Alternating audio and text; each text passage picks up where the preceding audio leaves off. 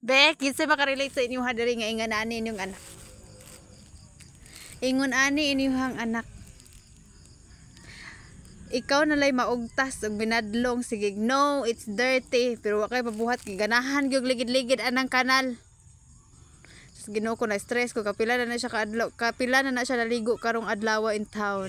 Ginoo ko tanaw akong naong. Di ma-deny. Di ma-deny ang ka-stress.